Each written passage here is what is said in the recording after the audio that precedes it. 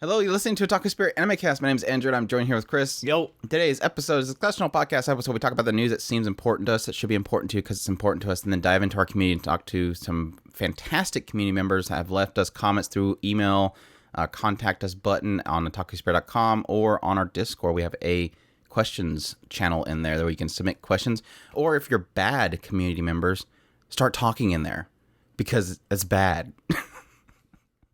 I think it's going to be like an ongoing joke, is this whole idea of people talking in there and they're not supposed to, but they'll do it just because we're making fun of it. Don't do that, because then Ira's going to get mad. I don't want Ira not to get the joke and then get mad at you guys.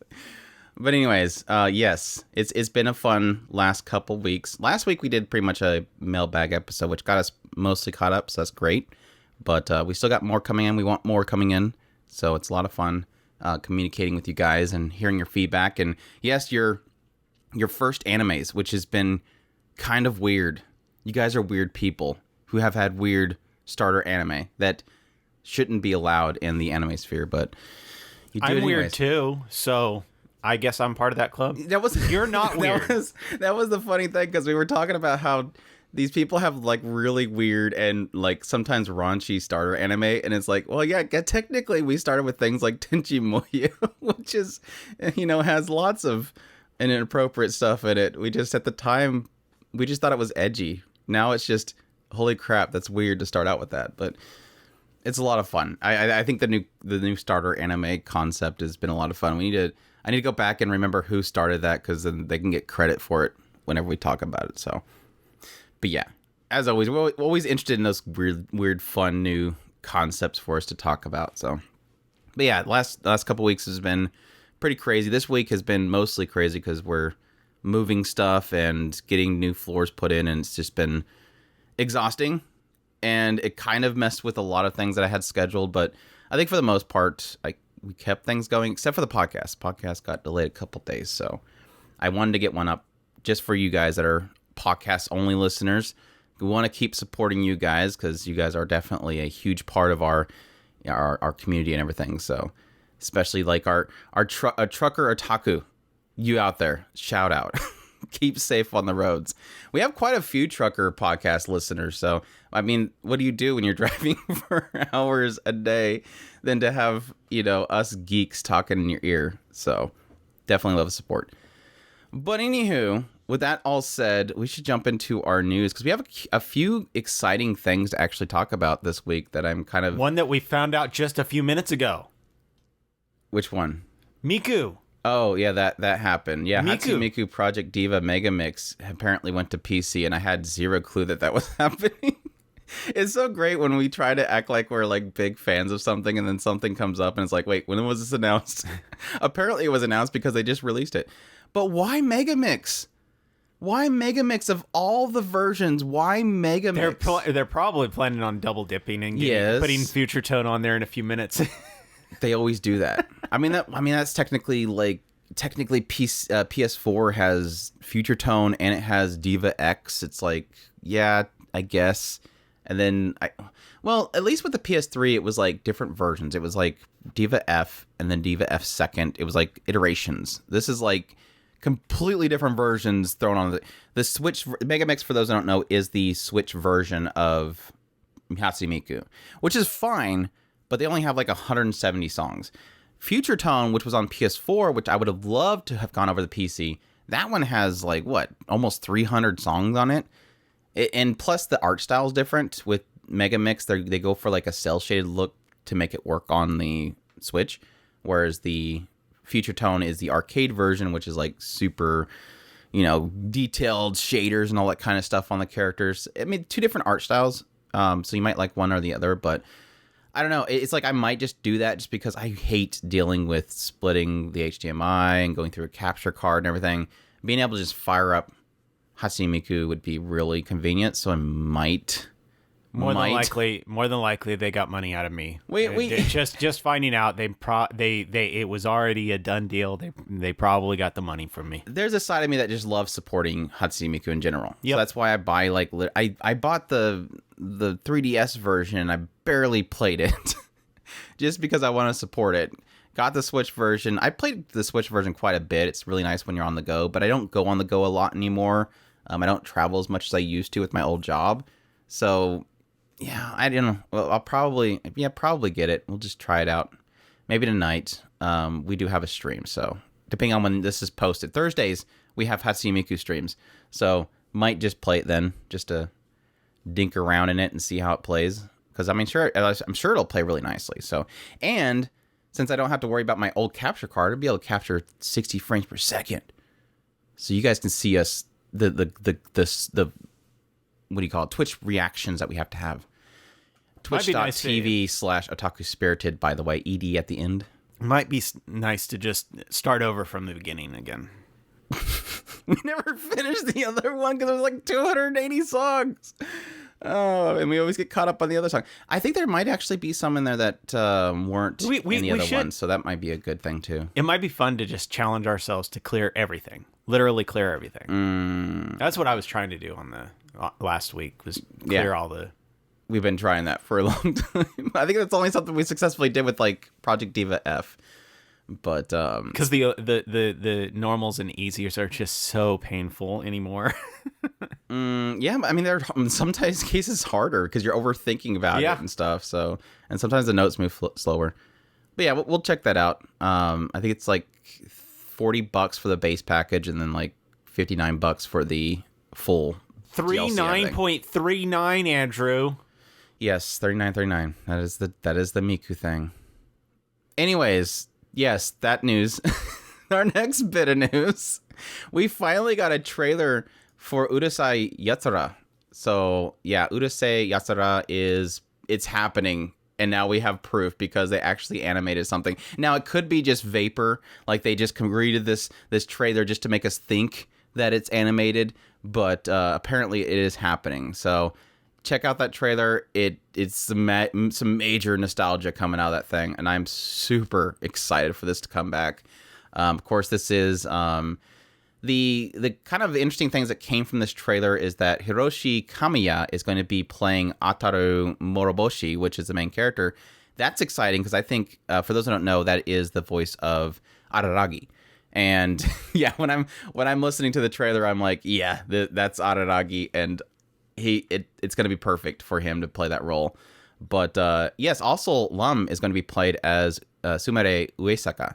So that's exciting as well. So got some really talented people kind of playing as the main roles. So they also announced, sorry. I was just going to say, I was actually thinking of the voice actor of the main guy in not Kirito. Grimgar. No Kirito. No, Ranta. Yes. No, not Ranta. The other guy, the one that did the scene. Yes, the scene. Gotcha.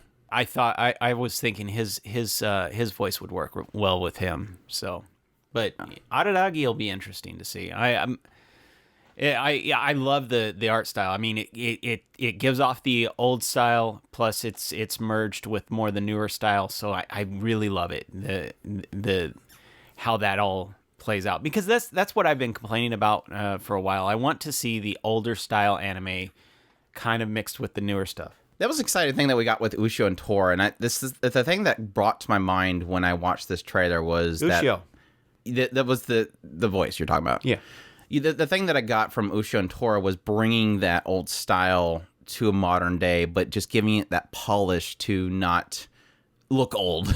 That's definitely what they're kind of doing with this particular series. So I'm excited for it. I'm not like a huge fan of certain aspects from older styles, but for the most part, they really did pull this off. And so again, that kind of amplifies that desire to watch this ASAP. Also, they announced that Maya Uchida will be playing Shinobu Miyaki. So that's great. Thankfully, here recently, we found out even though she was diagnosed, she has recovered, so she'll be able to play that role. So, and Mamoru Miyana will be playing Shutaro Mindo. So, like I said, really great cast to support this. They have, of course, revealed in the trailer and also in a new key art they released is that the anime will be coming in October. So, I think we were kind of speculating that was the case. So, at least we got a confirmation. So, fall.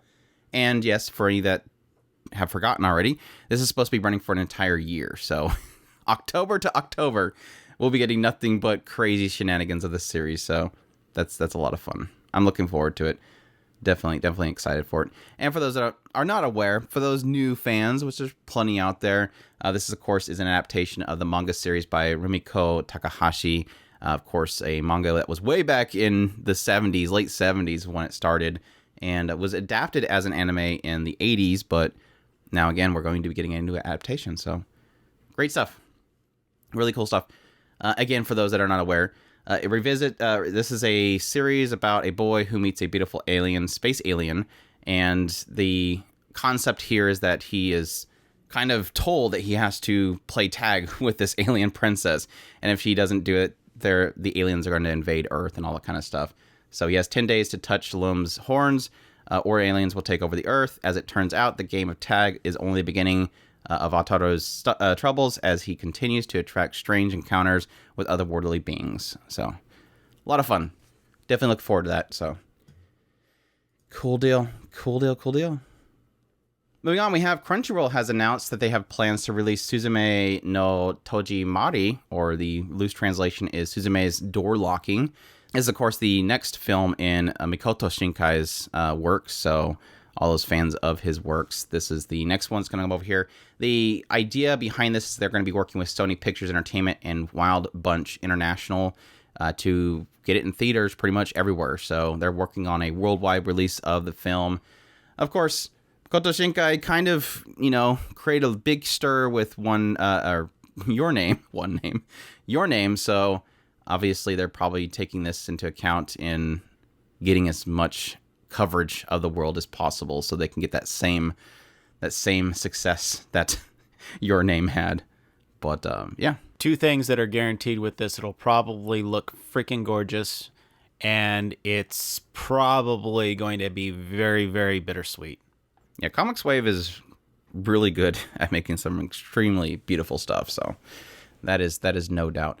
But they're aimed at early 2023, so still a little ways away. And probably touch on something kind of weird. Yeah. It says the story is On the Other Side of the Door was time in its entirety. 17-year-old Suzume's journey begins in a quiet town of Kyushu, when she encounters a young man who tells her, "I'm looking for a door." What Suzume finds is a single weathered door standing upright in the midst of ruins, as though it was shielded from whatever catastrophe struck. Seemingly mesmerized by its power, Suzume reaches for the knob. Doors begin to open one after another across Japan, unleashing a destruction upon any who enter. Suzume must close these portals to prevent further disaster. The stars, the sunset, the morning sky. Within that realm, it was as though time had melded together in the sky. Drawn in by a mysterious door, Suzume's journey is about to begin. That was the most obscure, and I guess I got an idea of what it's talking about. Artsy fartsy synopsis. Thank you, Comics Wave Films, for that description. But yeah, I'm sure it'll be fantastic. And yeah, like Chris said, it's probably gonna look gorgeous. So I haven't actually looked into any of the trailers or anything on this, so I'll be going into it pretty darn blind. So yeah, it hasn't released yet in Japan, which is kind of surprising. So they kind of announced this grabbing really early. It's supposed to be in Japan on November 11th. So if you're in Japan, you could probably check it out early. Also, they will be penning a novel for the series as well, or the movie as well, which is going to be shipping in August. So double dip in there. Cool stuff. Hopefully eventually it'll, I don't know, Crunchyroll could pull off actually getting it to more theaters than normal, but we'll see. If not, hopefully they'll stream it. Hopefully. Chris, I got some exciting news for you. We're getting a new Tan Girl Best Girl Maid show, and I'm sure you'll be excited for it. Square Enix has announced that the maid I hired recently is mysterious, or as I like to call it, recently my maid what was it? Recently, my name is unusual. Yeah, I think you said that. Recently, my maid is unusual. I'm kind of concerned about that. Is there restroom needs in this PV? No, it's just the title. Sounds very much so like recently my maid is unusual. See, I automatically think of drool things with the mysterious vibe. Does the style remind you of anything? I don't know if I already obviously pretty much spoiled this. Not Takagi, but the other one. The not Takagi, but the other one. You're talking about like the Nagatoro? Nagatoro, yeah. No. Yeah, that's the vibes I'm getting from her. So that's fine. You asked what I'm reminded of. But no, the art style and everything, it's and obviously Tangirl. But no, it pretty much has the same. This is from the mangaka of Jahi-sama Will Not Be Defeated. We also have pretty much the same team is going to be animating it, so pretty much like Jahi-sama, but now made. And I don't know what it's going for here. If it's going to go for a concept of her being, some secret spy or something like that, but I'm gathering from the PV that it's more pushing towards an idea of him just being attracted to her, and that's why she seems mysterious or something. Like, oh boy, Boku, something's different about her. Boku Doki Doki. I don't know, but we'll see. But she looks definitely very, very good. Just very good. I mean, I could see the Jahi-sama, but yeah. I don't know. I mean, I'm curious if it'll be a teasing girl kind of thing, similar to like, Boku-chan, the Duke of Death or something like that. So it'll be interesting. It looks really good though. I definitely, if anything, I can give this mangaka and the character designers for the anime. They really do pull off the eyes. Just the eyes just glow, and they have a certain sharpness to them that I really do like. So kill the animators with those details in the eyes. That's all we're looking for. Yeah, eyes are massive for me. So yeah. It says the original manga, created by the creator of Jahi. I hired a maid who has something about her I just can't put my finger on. She sure looks great and a fabulous cook, but something about her's not quite right. What have I gotten myself in? Or maybe she's an alien. She could be an alien. Or demon. I'm going with demon. Yeah, could be. We'll see, though. Looks great, though. Tenchi. Chris, I have some exciting news for you. Adult Swim has announced they have greenlit 2 new anime series. The first one, Rick and Morty, the anime. I know you're a big Rick and Morty fan, so you can probably tell me more about this. I'm kind of out of the mix, but joking. Takashi Sano of Tower of God will be directing it. It's going to be running for 10 episodes, and Telecon Animation Film is the studio. And this will be an original work that'll be adapting themes and events from the main series. So, again, if you're a huge Rick and Morty fan, I have completely missed that boat. Something I'd never really gotten into, like most anything else Western anime or animation-wise after, I don't know, the 90s. But I do know that there's a lot of fans out there, so I'm definitely excited for people to check that out. I might dabble in it just to kind of check it out. That's generally my direction is I know that it's very, very well loved, and so I will, now that it's an anime, I'll probably poke in to see if it's worth my time. Otherwise, it's gonna be pretty skipped on my side unless it catches my attention. Yeah, my experience with it so far has just basically been I turned it on once and the doctor guy kept burping and then I turned it off. I was like, okay, this is getting really annoying. So I just turned it off. But yeah, obviously it's good because there's a lot of people that are fans of it, even older folks. So the other show that they talked about was Ninja Kamui, which I think we'd heard about this one before, but like I said, it's greenlit. Sungo Park of Jujutsu Kaisen will be directing it. ENH Production and Soul Entertainment will be producing it. This one's about a ninja who basically quits being a ninja and they come and kill his family, and so he's on a revenge to go and take them out. So check that out if that's interesting to you.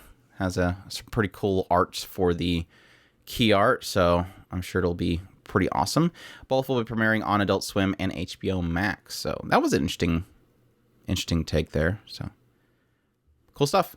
If you want to watch them, I'm guessing we're probably going to have to stream them on HBO.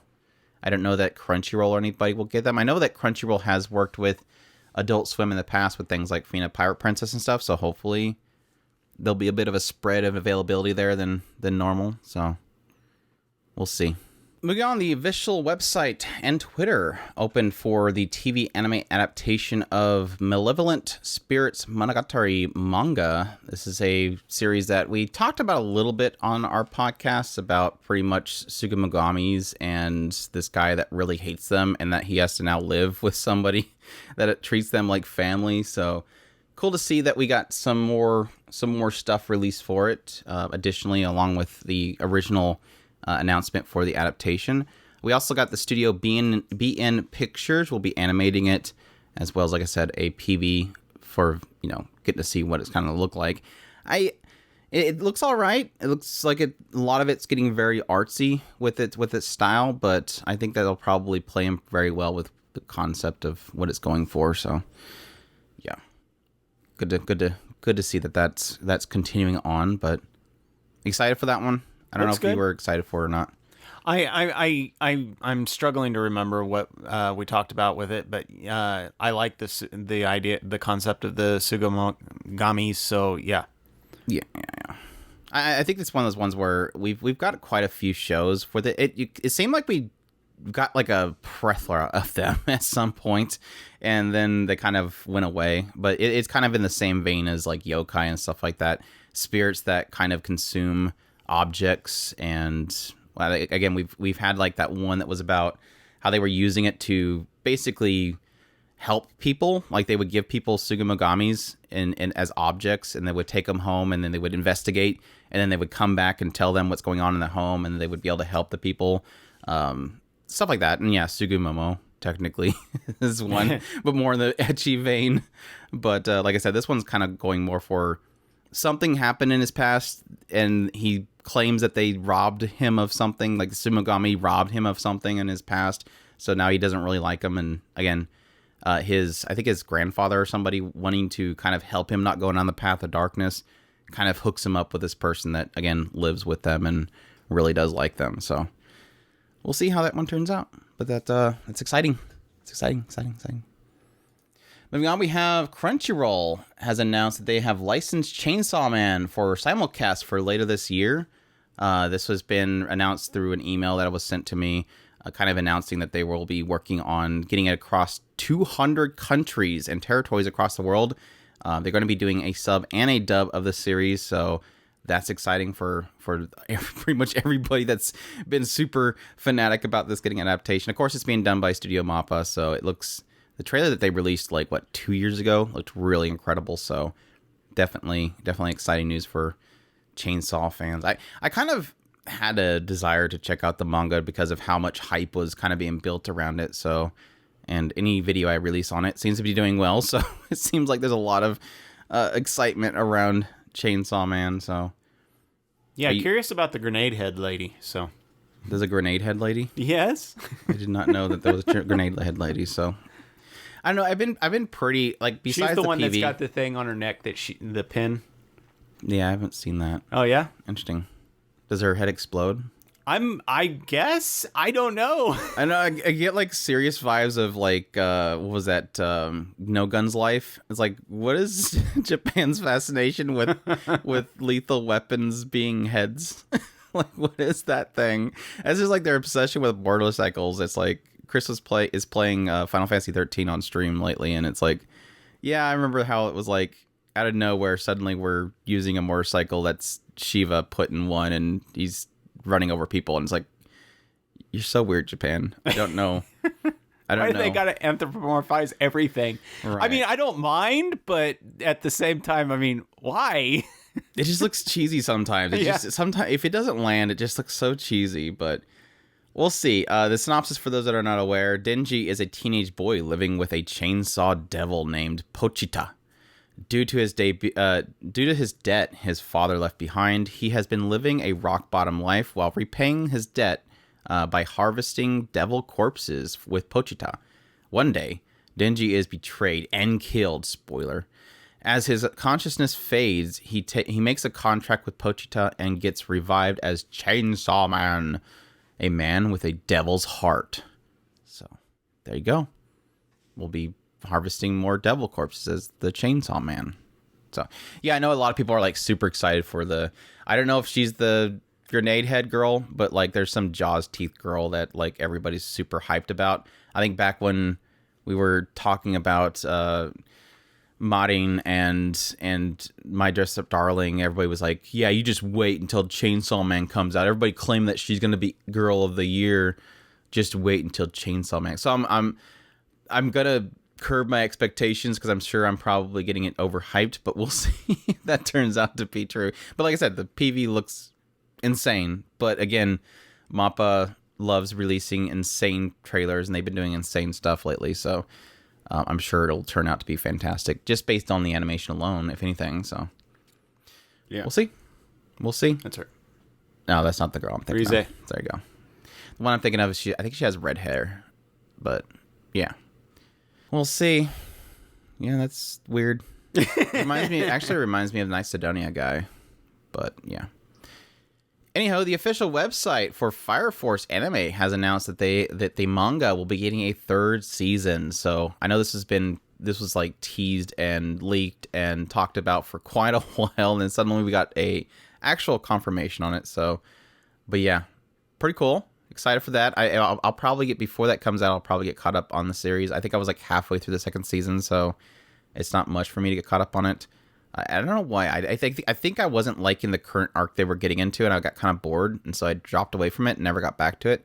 And it kind of was one of those ones where it falls in a mid-season where we're working with reviews and first impressions of the next season, and sometimes those multi-cores get kind of lost. So I'll probably get back on that one. But it's exciting because I think this is kind of a good sign that the series will get a full adaptation, because the manga technically is already done from what I understand. So, yeah, the 34th final volume was released, I think, 2 weeks ago. So, yeah, that's cool. Are you going to get back on it? How far were you into it? Or did you finish the second season? No, I got mostly halfway through, maybe a little bit farther. They were in a different area, and they were investigating a temple, let's just say. Yeah. That I got past that part, because I think after that they had the whole part where I forget the names, but the main guy from the Asian looking area and the Joker guy, Kendra Suda, were going down inside the church. Yeah, and I did that too. Off, so. I guess I just thought the other, because I know that they just returned back from the temple.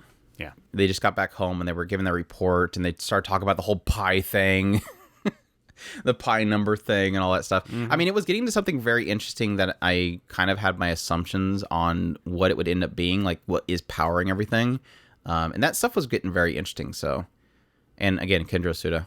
I don't know why. I don't know how I managed to drop a show that has Kendra Suda, but I did, and I need to get back on it. I do too. I wasn't hating it. Yeah. Yep. They also announced that it's going to get a video game, which I think ended up turning out to be a mobile game. So big whoop there. I think I was kind of hoping it would be something similar to, like the Narutos and stuff like that, the Demon Slayers, those battle or versus type games. But again, it ended up being a mobile game. So. Wolf, which I guess I should have gotten by the fact that I think a lot of the early statements were saying that it was going to be a free-to-play game, so that usually ends up being a mobile game. But they did say that Miss Green Apple will be doing the song for the game, so that's cool. But yeah, super excited for that. Again, I'll hopefully get caught up. They didn't announce a date for it or anything, so I'm going to predict winter or spring of next year. I think that's where my prediction is going to lay. Probably spring, because spring's usually where crazy stuff starts happening. So we'll see. Moving on, the official website for Rent a Girlfriend. Are you excited, Chris? More news about Rent a Girlfriend. Yeah. They have released a premiere date of July 1st, so right around the corner, where we're going to be getting back into the fun of that train wreck. And then everybody can be reminded, apparently they forgot that the main character likes to self-cook himself. I don't know. I still can't get over the fact that everybody was surprised by that in the manga here recently. It's like it was like that in the anime, so I don't know what you're talking about. But yeah, that train wreck, Well, I'm just there's just a side of me that's hoping, and I think that's the reason why I want to watch it. Well, I'm gonna watch it because the girls are cute. I mean, they are good characters. I just hate the main character, like with a burning passion. I think the main character is absolute garbage. That's pretty much where I fall, and I try to ignore whenever he's on the screen, which is pretty much 99% of the show. But generally, I just really like the girls, and so they're cute. And we need more of the shy girl, which was like the best girl, and she like shows up at like the last episode of the first season. So Subaru is in this one, right? There's a side of me. Subaru. Yeah, she's like one of my favorite the Doki Doki girl. Arcs. Yeah, I really like the Doki Doki girl too.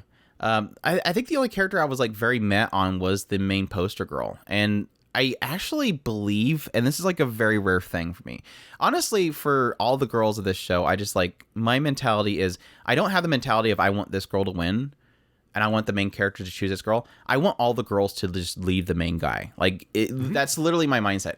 But if I had to choose one to win, for the main character, it would be the poster girl, because she's the enabler. She's the one that's enabling his patheticness. And so it's like, it's the rare case where I'm like, I don't mind if the main poster girl wins. Like the girl from his school that is his first date that he paid for.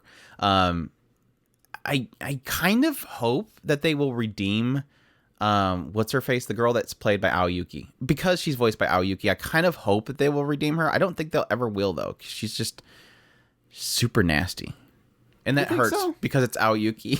I wouldn't.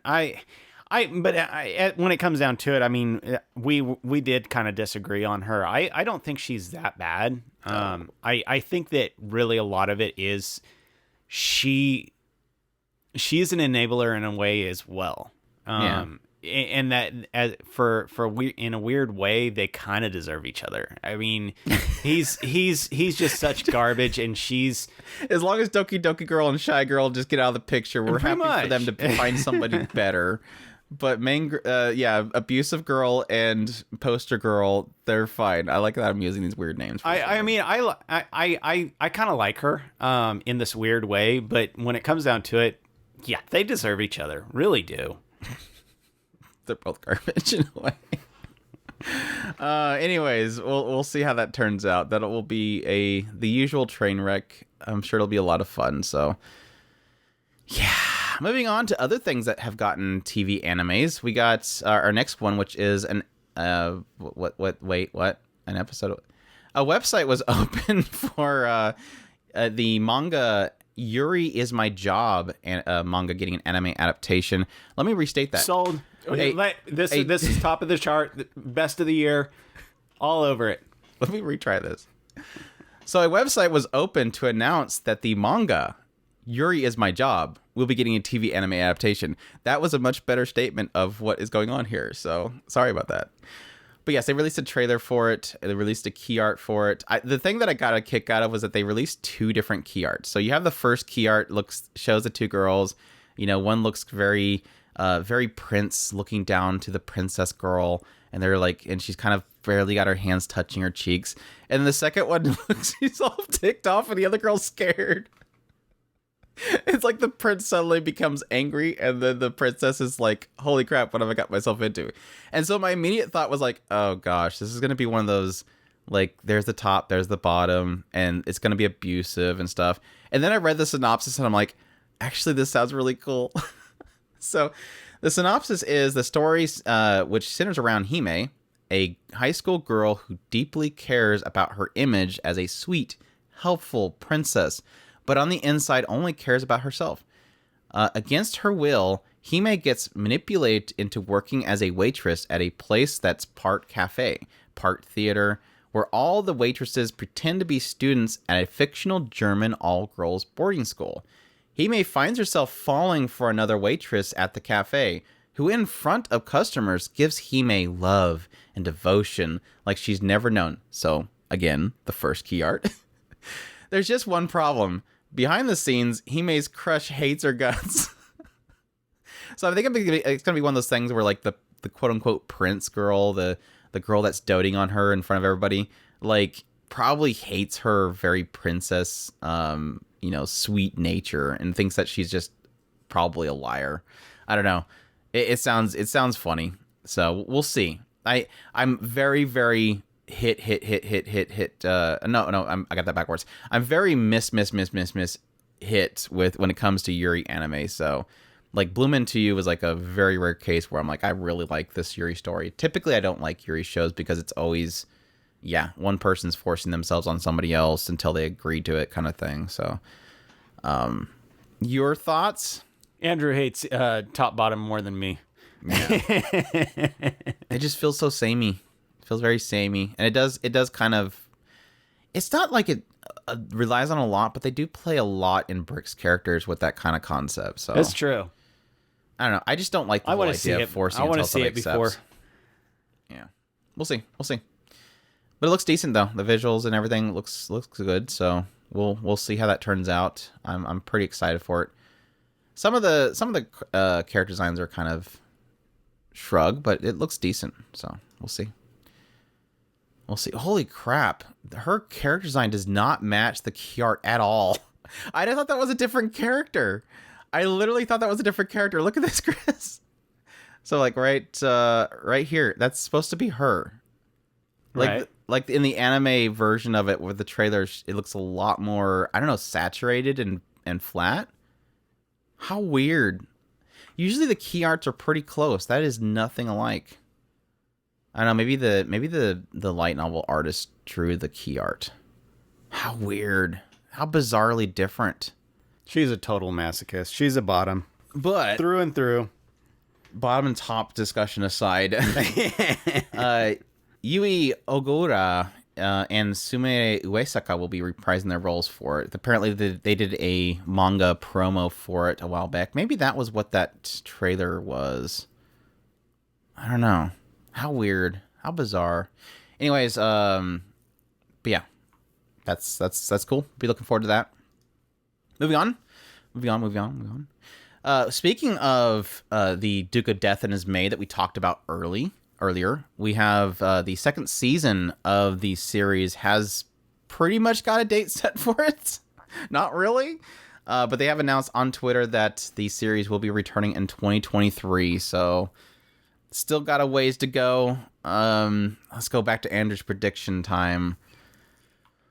I'm going to say, I don't know. I haven't looked at JC Staff and what they've currently got in the works, but I'm gonna throw out. What was the original first season? That was a winter show, wasn't it? Seems like it. I'm gonna say winter. I'm gonna go winter again. I think that's gonna be a winter show. Again, this is technically JC Staff's CGI crew, so it's not really technically. It's hard to really base their workload on that, but they technically do use probably similar staffers outside of the animators, so we'll see. If you have not watched Duke of Death and His Maid, definitely a great show. Please go check it out. But I'm super excited for that because they were definitely getting into some crazy stuff. Not really crazy stuff, but some pretty deep stuff with the backstory of the characters and how they were linked. And so I'm really curious to see how that ends up turning out and if we can get a conclusion on it because, as I've stated before, technically with the other work that they did with that CGI team, they fully adapted it, and that was High Score Girl. So they might do the same with this series. So I would love that because I want to see them finally be able to touch. At least touch. I want to see them touch. They so love each other. They deserve each other. So yeah. Super cool. Moving on. Mob Psycho 100. Yes. If you have not heard this news bit, let me inform you. They pretty much broke the internet here a couple weeks ago in releasing a trailer, which pretty much just has a bunch of clips from the first seasons, but they did in that trailer announce that the series was going to be returning, which is definitely exciting for a lot of people. October.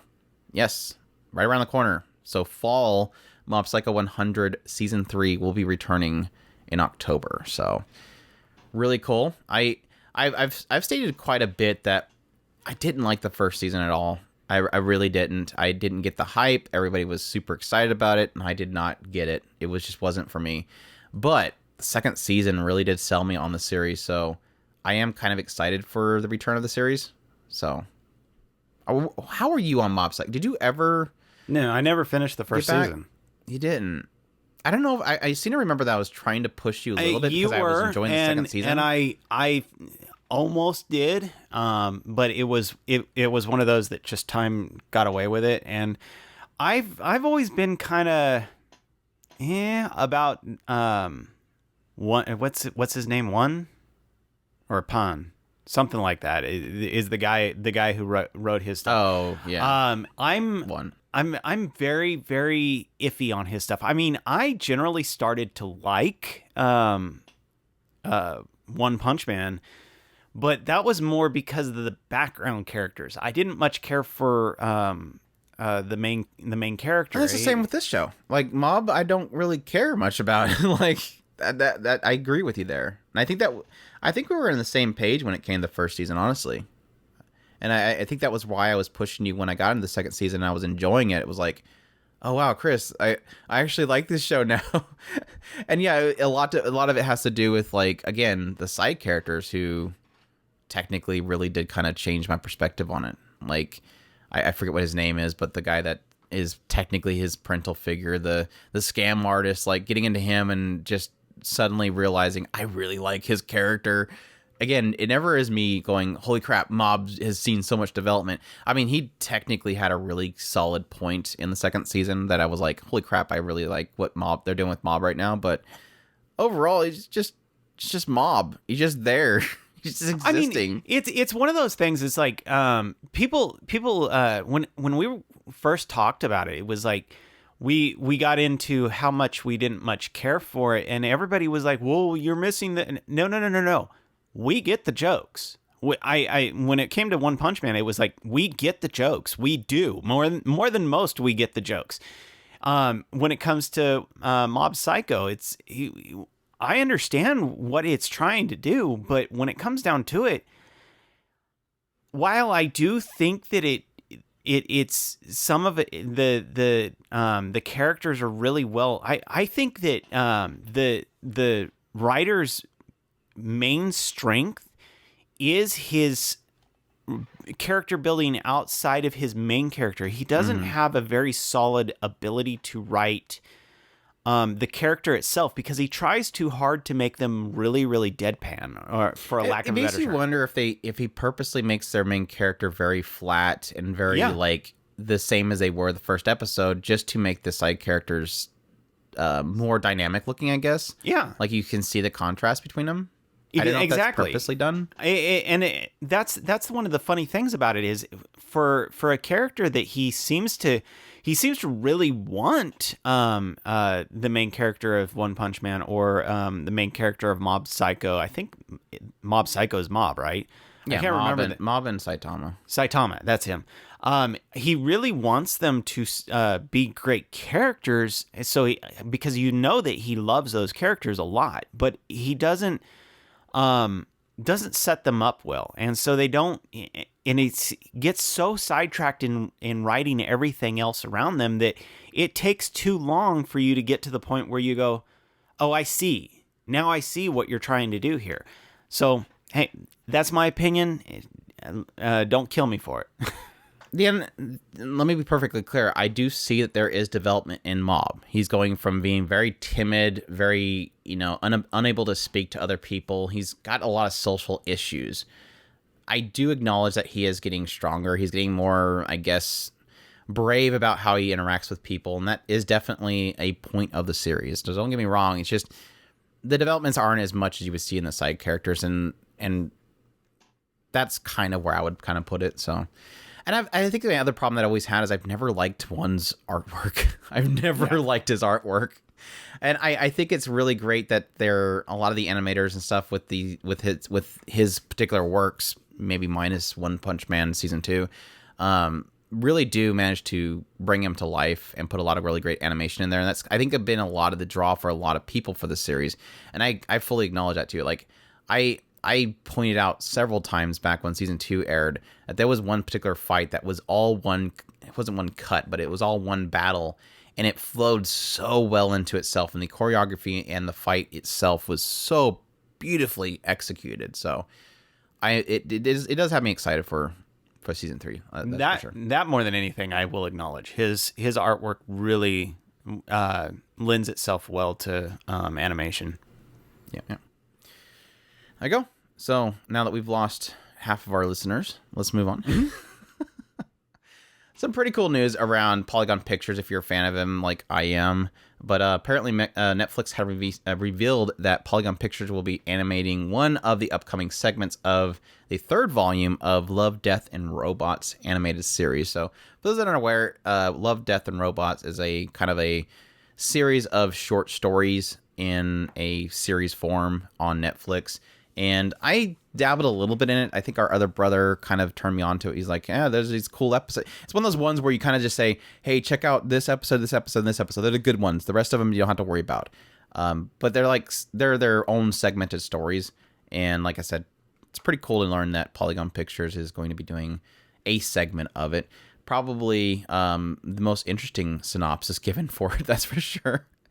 The synopsis is when an exploratory expedition on the surface of the moon ends in disaster, an astronaut must trek to safety, dragging the body of her co-pilot while using potentially mind-warping drugs to deal with the pain of her own injuries in this trippy tribute to comic book legend Mobius. So, sounds interesting. So we'll see. But yeah, if you're a fan of Polygon Pictures, like I said, or if you just want to support an animated studio doing one of the segments for the series, definitely at least go check out that particular episode. So it is titled The Very Pulse of the Machine. So cool stuff. Moving on, The Angel Next Door Spoils Me Rotten anime is getting an anime at I'm doing terrible with these titles of what's going on. The Angel Next Door Spoils Me Rotten manga is getting an anime adaptation. It's a light novel.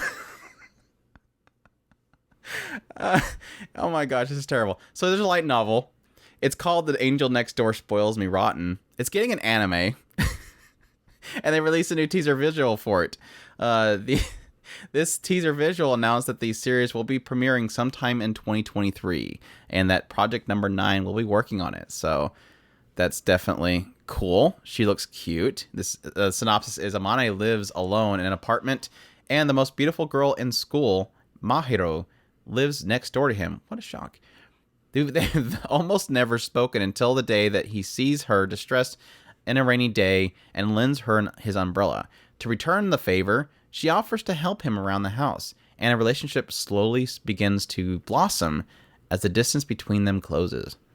So, yeah, cute girl suddenly realizes he's an amazing guy because he lent an umbrella to her and has devoted her entire life to spoiling him with food because obviously that's what girls do.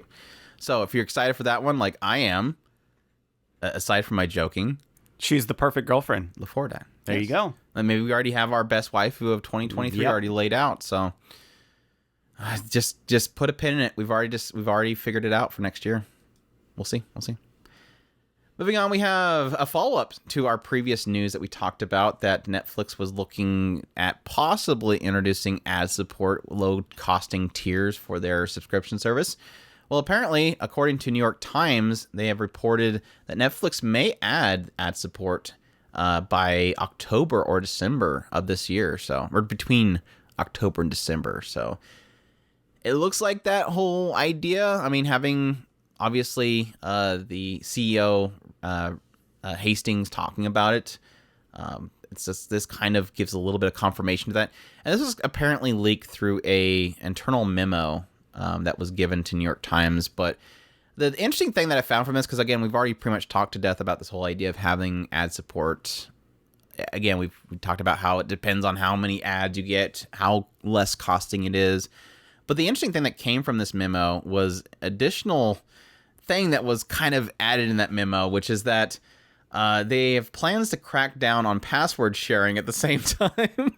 So all of you out there that are evil password sharers, they're going to crack down on you. So yeah, what do you think of that, Chris? Oh, last time I said anything about this, I got a little bit of heat for it. Apparently, I'm not allowed to say that Netflix doesn't know what their customers want. So how dare you, Chris? How dare you? People don't criticize Chris. He gets all uncomfortable about it. No, when it comes down to it, I still stand by what I said. I don't. It's not that I don't think that they are very aware of the backlash. I don't think that they. How do I put this? Because apparently the way I said it was wrong. Say things right, Chris. I know, right?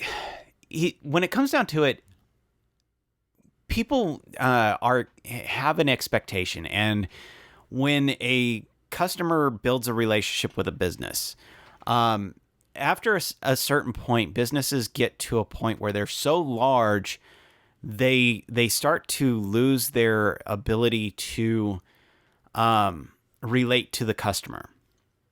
Netflix got to that point where they're just too big, and they're starting to just look at things via numbers.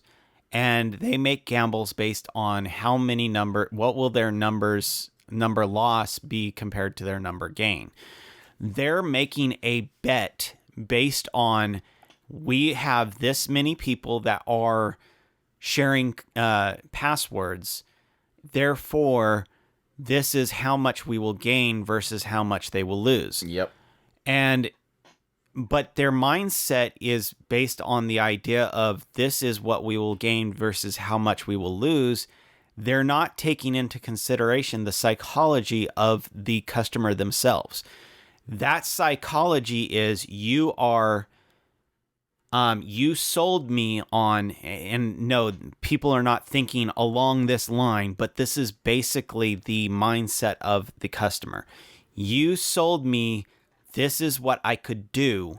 Therefore, it's better that I just cut off my support of you, because I can go on the high seas for all these stupid shows that you're giving me, and I can get them that way. Or you can keep my subscription. So Netflix is not looking at it in the mindset of the customer. They're looking at it from the perspective of the money or the numbers, this number versus this number. And that's the most simplest I can put it. I'm not trying to say Netflix is right. I'm not saying the customer is right, because in both cases, both of them are... It's like bickering siblings. Neither of them are wrong and neither of them are right.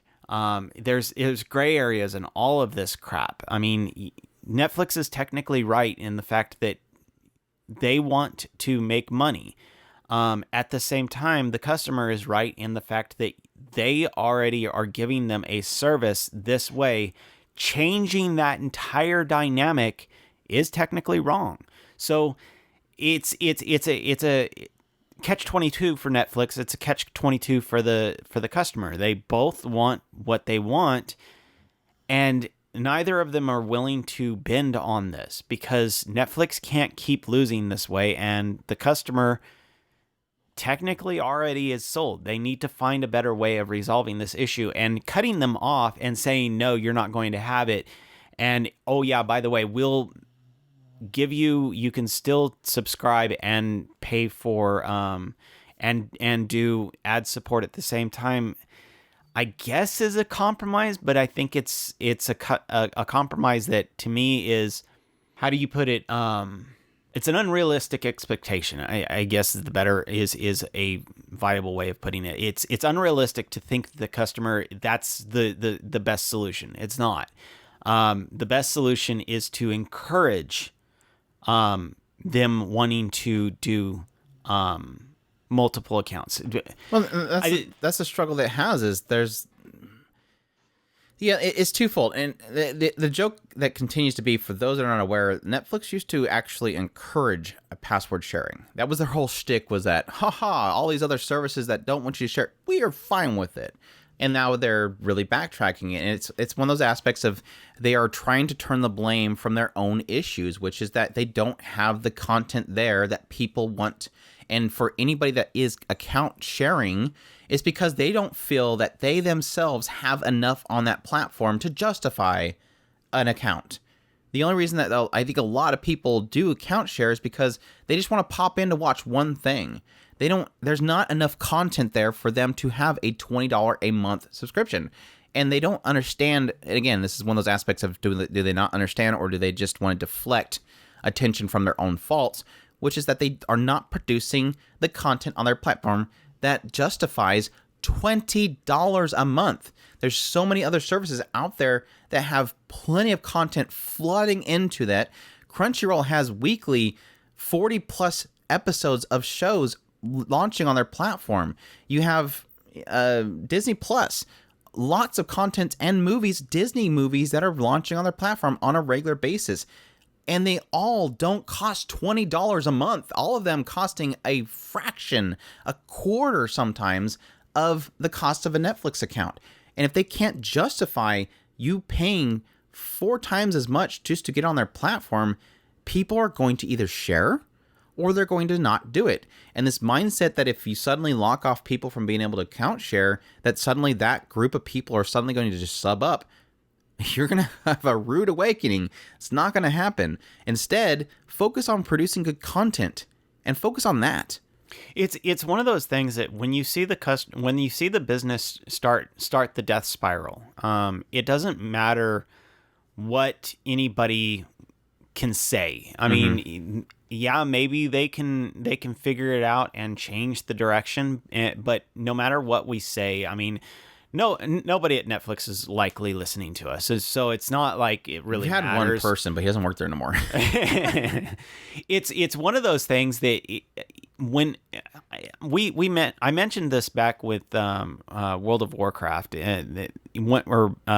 basically Blizzard. Once they start that death spiral, no matter what anybody says, they're going to continue that path because they think that they are in the right, and that's how the death spiral begins. Is that I know what I have to do to fix this problem, and so therefore I'm going to go towards it. Darn the consequences, this is going to happen. And that's how the death spiral starts, and then you slowly watch them basically self-mutilate themselves until eventually they're just a husk of what they were. Netflix is on this path. They're at the very beginning of it, but they're on this path. Yeah, again, we mentioned the idea that them losing 200,000 subscribers doesn't seem like much with their large base, but you have to keep it in consideration that is a lot of money. Again, 20 times 200,000 is a lot of money, especially for a company that's expecting that. And again, you have shareholders that are probably not too happy about that drop. Yes, their stock price is dropping and everything. Well, think of it this way. Like Andrew had said, when they probably showed that to their board, and the board says, well, how are we going to fix this? Well, we could make it to where we take away all of the password sharing. Okay, do that. They did that. Then the backlash happened. Okay, they had to go to the board. Well, how do we fix it? Well, we could try to do this. Okay, let's do that. And then they tried to do that. And like I said, this is all a numbers game. To them, they don't have the customer on the ground. They could probably do polls all day long, and people are like, yeah, I love Netflix. Netflix is great. So they believe that they are okay. But when it comes down to it, they're not happy. Customers are not happy. That should be reflecting, and they're not seeing. Instead, they're seeing, how can we patch the holes? This is what I'm talking about with the death spiral. They're trying to fix a problem that they see of money being bled. And when money is bleeding, panic happens. And so they get more and more extreme on how they can fix it. That's the death spiral. I think it's important to note, because obviously the question mark comes is how they're going to handle the account sharing thing. Keep in mind here, recently, I think it was in Europe, they started doing a account sharing subscription tier. So if I can guess, probably what they're going to do in the West, because I think that was probably a test bed. I don't know how successful that was to them, but that's what we'll probably see over here is they'll probably have if you account share, you have to pay an extra $4 or $5 per month, and then other people can use your account. I don't know how successful that was for them, but Yeah, I do think that there is a sign that they are either bleeding a lot or they're trying to correct their path, and the fact that they recently, about a week ago, announced that they have laid off 150 employees. Again, the immediate response to that is, oh my gosh, this is bad. They're losing 150 employees. They're starting to cut. They're trimming either, possible in anticipation for them losing money. They want to prevent more loss of money, but they technically, apparently, a portion of that is animators. So what is probably the least successful thing that Netflix has been doing? These animated shows that are just nobody likes, and I'm sure there's people that like them, but these animated, this isn't anime. This is the more Western looking animated shows they've been doing. Like, what was that one? I don't remember the names of them. I just know they were garbage. But for me, they were garbage. But they are apparently removing a lot of those departments and eliminating a lot of those particular roles. So that could be a sign of a positive thing. They see that stuff is not successful, and so they're trimming that fat so they can focus on other things. Or you can see it as them, again, just firing employees because they are losing so much money and they are trying to downsize to, eliminate that impact of losing subscribers. But again, that's my whole mentality, is they just need to create content to justify that cost. But my opinion is more of they just need to lower their subscription costs so that people would actually want to keep their sub. But anyways, that's your Netflix TED Talk for the week. Our regularly scheduled Netflix TED Talk. Moving on to fun things again. Shueisha has announced that Kubo Won't Let Me Be Invisible manga is getting a TV anime adaptation.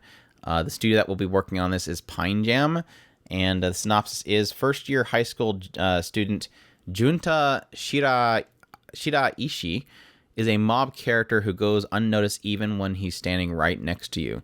But his classmate, heroine-level beauty Kubo, always notices him and is there to tease him. Anyone can become special to somebody, but it might be a little too early to call these feelings love. Perhaps this story is still 2 steps behind romantic comedy. Let's call it a sweet comedy where a background character becomes visible. So, I don't know, that I'm very curious by that synopsis because it almost implies that it's not like, Teasing Master Takagi-san or something like that, where the girl's teasing him because she likes him. I wonder if there might be something actually else there. It could just turn into be a teasing girl show, and I'm totally fine with that. But it kind of implies something else, unless they're just trying to imply something just to make it more mysterious. But it just seems like a rom-com to me. I really like the synopsis. Literally just said it's not a rom-com yet. Oh, okay. Don't call it a rom-com. It's not a rom-com.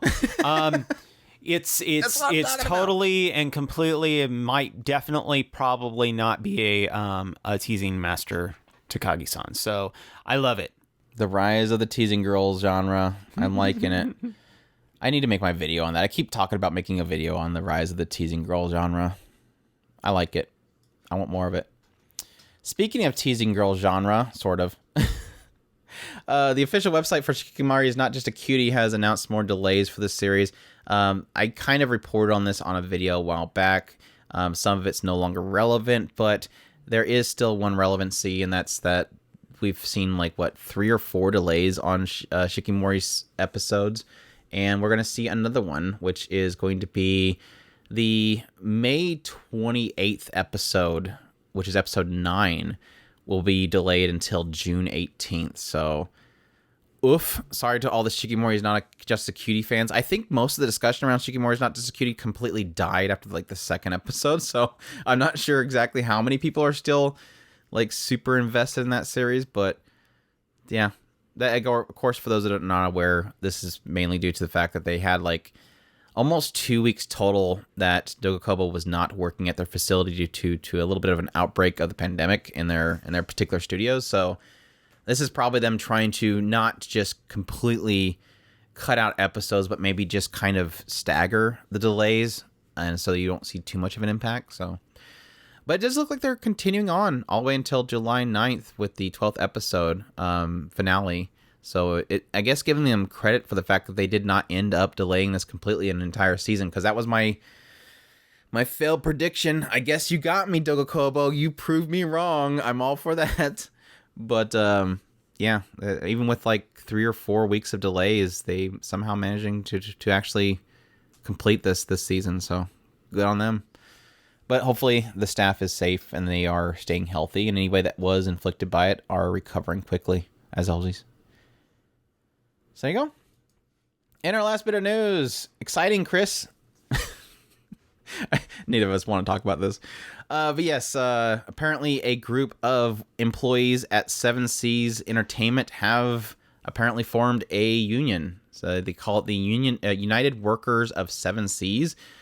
So they have formed this union in response to, even though 7 Seas has seen substantial growth due to the pandemic, a lot of growth in their production. They are producing a lot more titles. They are seeing a huge boom in sales, but they feel that despite that, they are shouldering the pain. They find themselves overworked, underpaid, and do not currently receive benefits otherwise typical of the publishing industry. So yeah, they formed this union in response to that, and they are put their goals forward, which include healthcare, paid leave and pensions benefits, paid time off, vacation, holiday breaks, increased wages and transparent increased structure, reasonable workloads, no more crunch, secure employment status for all, protections and benefits for freelancers, clear defined jobs and roles and organizational chart, training materials and onboarding, a robust scheduling and admin department, management training for all managers and supervisors, an end to exclusivity and anti-freelance contracts, anti-harassment discrimination policies and processes for submitting grievances.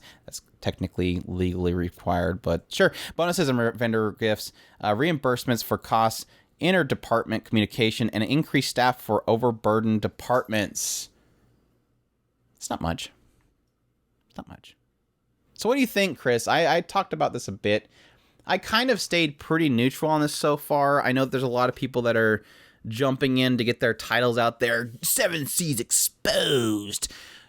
Bad work conditions and stuff like that. Which, if it ends up being true, I'm all against all that kind of stuff. I really do think that if employees are being treated poorly, if they have bad work conditions and there's crunch, yes, all that stuff is rough. Again, I've argued before, crunch exists in every single work environment in the entire world, but I've gone through crunch.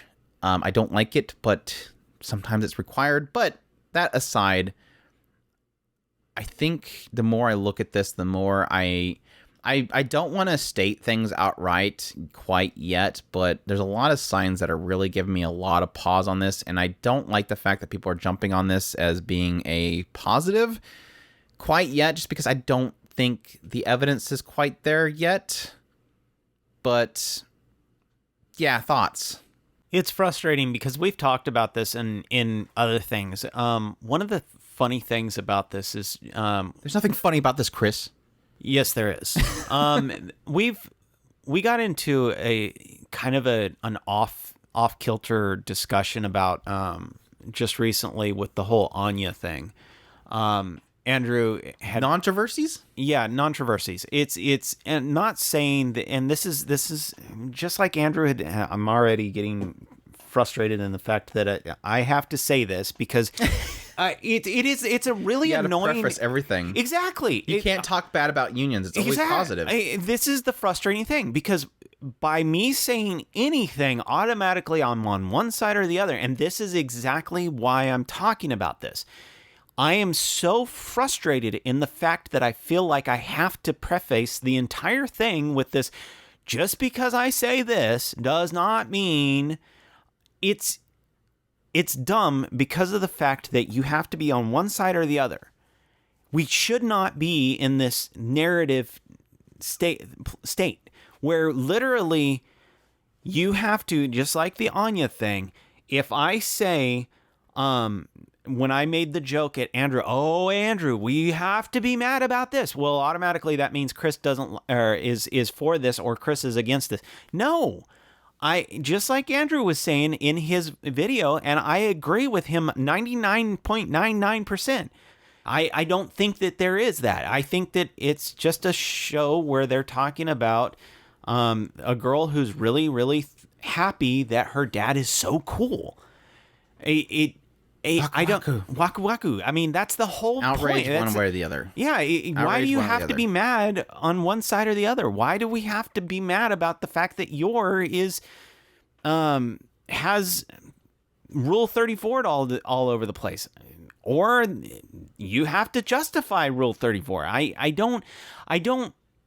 There's things that should be kind of off limits, but at the same time, I'm not going to be mad because people do it. I mean, people are going to do stupid stuff. I don't get why we have to be on one side or the other. Why can't there be a point where, and that's why we've tried to stay the way we are, trying to be neutral about this stuff. So the union, Chris. The union thing. I've always been very kind of, for lack of a better term, anti-union, because I don't think that they're very helpful to businesses in general. I do like collective bargaining. I think that collective bargaining is important. Union in concept is good. It's Exactly. just when it's used improperly, I think is my key thing there. It tends to be a matter of overforcing, overstretching. They push too hard on one side or the other, and they tend to ruin the very business that they are trying to do. And here's the thing: if you are already getting mad at me because I know there's somebody who's mad at me because they think that unions are the perfectest thing ever, and that's fine. Okay, I want you to think about something. Let's say your union randomly decides that they want to get more, and your business, the business that you are trying to support, you have a guaranteed job because of your union to that business. Your guaranteed job, they push that business too far and they say, okay, I'm done. And they walk away. And that was my point that I really made, is I've seen too many times where unions close businesses because they ask for too much. They go to a point where the company says, we can't support this financially, and they shut down. I've seen it. I've seen huge plants shut down around here because the union required this. They couldn't support it. So they're like, it's either we go in debt to go into those requirements, or because in those cases, those unions were exploiting the employees to pull more out of the company. And it's just not, they couldn't stand it. And that was my whole point with this whole situation. And again, I'm coming from a standpoint where we don't have enough information. We have this group of people that were employed by 7 Seas, created a union. This is, mind you, this doesn't mean all of the employees support this. It just means that I think it's like 30%, maybe less, in order to form one. But it's one of those things where, because a group has said this does not mean this is all happening. I looked everywhere online. I couldn't find anything. No statements, no proof. Nothing says how much 7 Seas is making, and we are mad about this. A group said this, and the group was formed. I don't see evidence yet of what's actually happening. That's why I'm keeping neutral on it. And I think, and it bothers me that people aren't the same. They immediately see union and say, this is great. I cannot believe this is happening that 7 Seas is doing this to these people. But where's the statements? Where's the stories? I don't see anything yet. I can't find anything. And so I'm supposed to just take this word for it. Like I said before, I have some speculations out there of what created this. And if it's the case, I am going to blow it open. I'm not going to even... This is the whole thing that we were talking about earlier, this idea of trying to keep neutral with a lot of this stuff. But what's going to happen is, in probably a month, what's going to happen is either 7 Seas will say, okay, sorry, we're going to do this, and then we'll go with that. Or 7 Seas is going to come back and say, no, that's not what's happening. We're not doing any of that stuff. And then they're going to ask for a boycott. And guess what? That's the point in which we can no longer be quiet. And so I know it's already and I know it's coming down the road. So I might as well start to talk about people, to our listeners and stuff, about why the setup is happening right now, why we're setting this up, is because I know in about a month we're going to have to pick a side, because again, nobody wants anybody to not pick a side to the extremes. Not to say that we're going to be extreme on one side or the other, just the idea that we're going to probably give our opinions at that point when more information comes out. A single website, a squarespace.com website, you couldn't even get a domain, saying all these terrible things Seven Seas is doing doesn't prove that. And I'm sorry, I live in a world of proof. I need a proof that something is happening before I'm going to say, everybody, Seven Seas is terrible. Now, I think in waiting for that stuff to come out, my initial thoughts right now is that, one, I've had nothing but terrible experience with unions. I think they've done nothing but destroy companies. I used to work for a company where these union people were coming in and they were literally talking to people on the side about all these things they want to do. I heard about how they were essentially trying to push the company to pay the union itself a bunch of money, and then people started getting fired by the company because they couldn't support and they don't want people talking to them. I've seen companies shut down because of unions and their expectations from the company itself. All these things make it very difficult for me to trust. Again, I think the idea of a union is great. I think the idea of injustice being corrected by the collective of the employees is great. And again, if any of this stuff is true, I hope that they find the parts that I think are unjust get corrected. The problem that I see so far right now, my initial impressions on this union is that I think there's a lot of areas where, again, it's positive, but there's a lot of areas, because I don't think that crunch should be acceptable. I think if people don't want the crunch, they can voice their concerns. But there's areas where it overreaches that gives me pause. When you talk about every year they must have a bonus, I don't like that. I don't like the idea of the employees dictating that every year we should get a bonus. That's the overreach. That's the pulling money out of the pocket of the company and essentially killing the company. We should be able to give gifts to retailers. That's illegal. Why would you put that on the website? And that is technically illegal for you to give companies gifts. I'm not a lawyer, but I've worked with plenty of companies where they say literally, if you do that, you will be fired, because that opens a door to legal issues.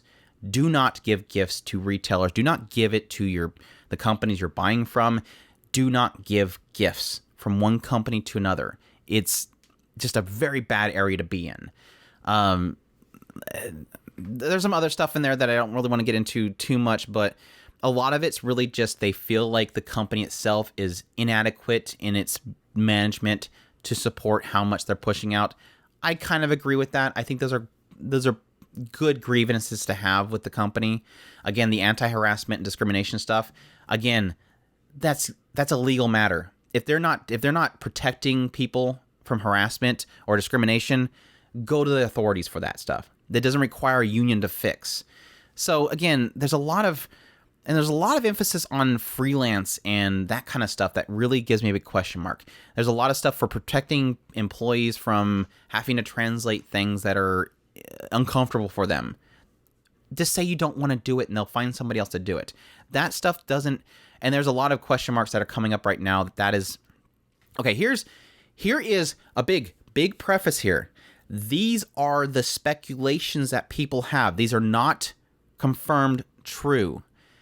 But because there's a lot of emphasis on things about translations, freelances and stuff, there's a lot of speculation that a good portion, the group that actually created this union, is the translators. And there's a lot of focus in these requests, quote unquote, demands about translating.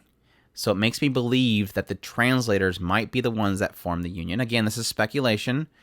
And there's been a lot of talk about Seven Seas and how they've been censoring things, and that the translators might be at fault. And this might be their attempt to try to force the company to either allow them to censor things or to not translate stuff that has inappropriate content in it.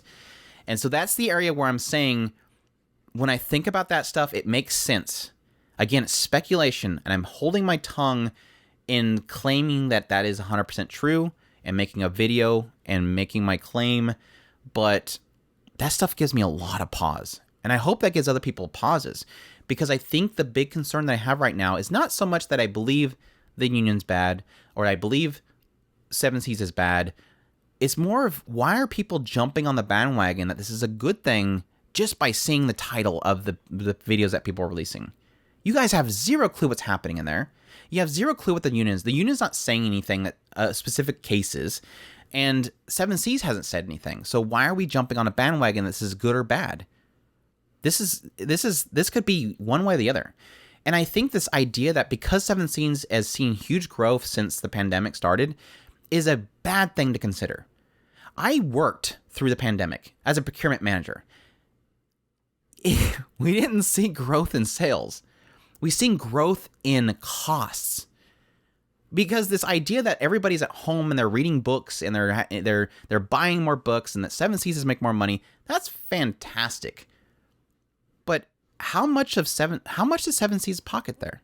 How much money they're making? We don't know. Could they be seeing more profits? Sure. Could they see growth? Sure. But how much money are they profiting? Paper alone has seen god-awful amounts of cost increases. When I was doing procurement, anything that had paper in it skyrocketed. We're talking 20 to 40% or more in cost increase.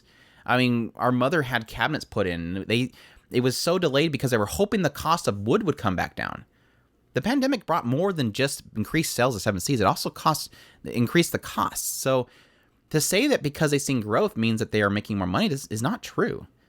Now, I don't know if they made deals with companies to have set costs for paper. Most of those deals, when I was working procurement, were broken. Those companies broke those deals because they couldn't support it, or they did some shady stuff to get you to go somewhere else, like delaying orders and stuff like that. So, anyways, rant off. That's my whole thoughts on this situation, and like I said, I want to wait for more information, and I'm a little disappointed that a lot of people are just jumping on this being true. Now, if you have, I don't know, cited articles explaining in detail with proof of what Seven Seas did, please bring it to my attention. I would love to hear about it.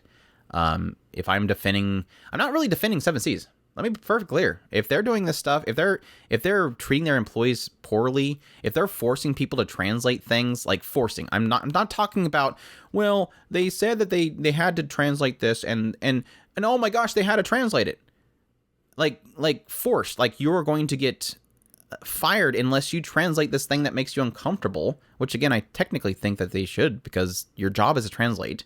If you find stuff uncomfortable, then stop translating for a company that has questionable content in it. That would be like a person that does photography being upset because he started working at a adult place and he had to take pictures of adult stuff.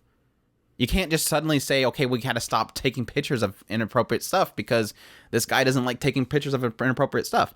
It doesn't make any sense to me. So I don't know. We'll see, but for now, woof. In closing thoughts, in closing, because it seems like you're bringing it to a close. So let me get my last thoughts out. When it comes down to it, unions and the business are in this kind of a bluff situation where they're both bluffing. The union wants to prove that they have enough backing to force the company to bend to their will. Either you do this stuff or we will strike until you lose your business. Yeah, they're saying they don't want to boycott yet. Right. And the business is in this situation of they have to kind of bluff of how, and I want you to understand what I'm saying here, because they're going to tell, look, we can't give you any more, otherwise we don't make money. And in some cases they're bluffing because they have to make a profit, because and what a lot of people don't realize, just like what Andrew was talking about with the costs and stuff like that. So they will talk about the costs, but they've also, when they make profit, it's not always that they're making profit. They're setting future goals. Mm-hmm. So they have to take into consideration, okay, I've made this much money. Profit sometimes is investment. Yeah, investment. And that's how companies grow, is they invest what they've made. So when you think about, okay, yeah, this company made this much money, that's not always true.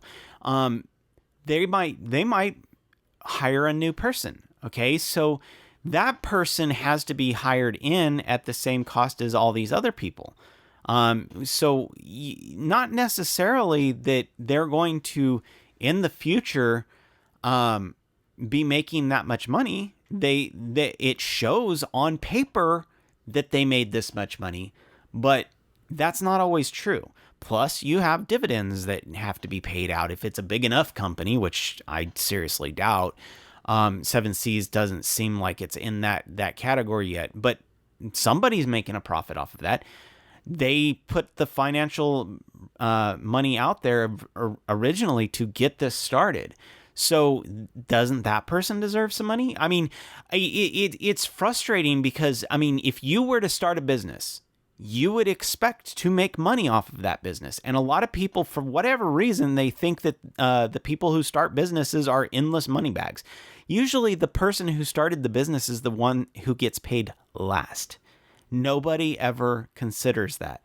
They are the one who, many times, a business owner will not pay themselves just so the company can survive, because they're hoping that one day down in the future, that business will be a payoff at some point, and they will strive. They're the ones who end up staying overnight, and people don't realize that. I'm not saying that at some point, like, Netflix is big enough that those people are doing that. Not necessarily Seven Seas. I'm not real sure exactly where they are in the realm of how much money that they're making, but take that into consideration. Not always is everything black and white. We're talking about sticking up for the people who are translating. I applaud you for that. But also, don't forget that there's another side to this story that, yeah, there's the bluffing involved, but at the same time, there's the truth of the matter, which some of these people are I seriously doubt this company has really been that bad. And if they were, like Andrew said, I want them to get their hands slapped, for a lack of a better term. I will say it's good to note that, according to the words of the union itself, members of Seven Seas Union have not experienced any issue with harassment or discrimination to date. We strive to keep it that way. So, that's an admission, at least there, that they're not being harassed or discriminated against. Although in that same little snippet, they say they should never be required to work on materials that make them uncomfortable. So obviously they're not being harassed or discriminated there, so that's not an issue. But sorry. Just want to make that clear, that if you are thinking that this whole union thing is about people being treated poorly and harassed and discriminated against, even though that's a big tagline that makes you believe that is an issue, it apparently is not an issue.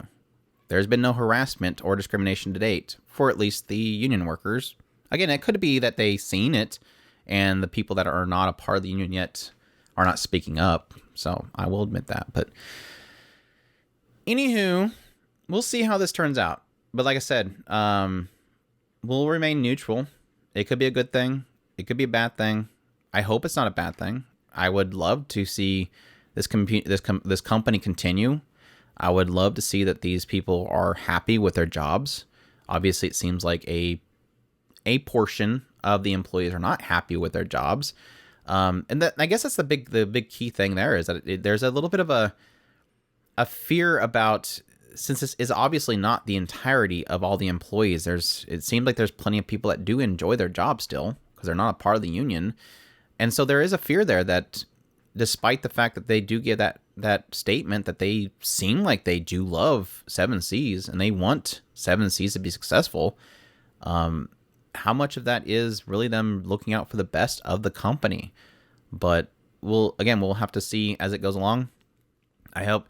I'm a little bit mad that one of these demands, or I'm sorry, goals, is not that they reprint Mushoku Tensei Jobless Reincarnation, but technically that was one that got censored and then had to be uncensored by the translators. So maybe that's a part of the problem, not necessarily the good thing. That's one of those things of, like, be careful what you wish for.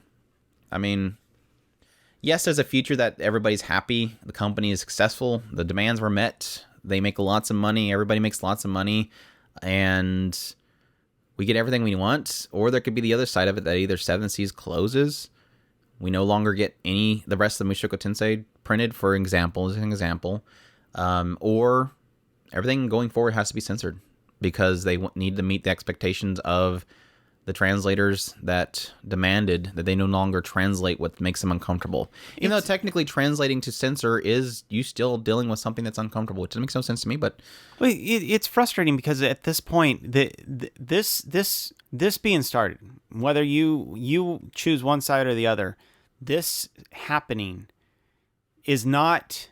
How do I put this? Because my words are going to get twisted here. I know it. This happening was not good, because what happened just now with this starting, this is you will bend to our will, or we will crush you. And the problem is that there is no, if Seven Seas bends to the will and they do actually give in to these demands, and like Andrew said, if this is actually true and all these things were what needed to happen, and according to these employees, this stuff needed to happen.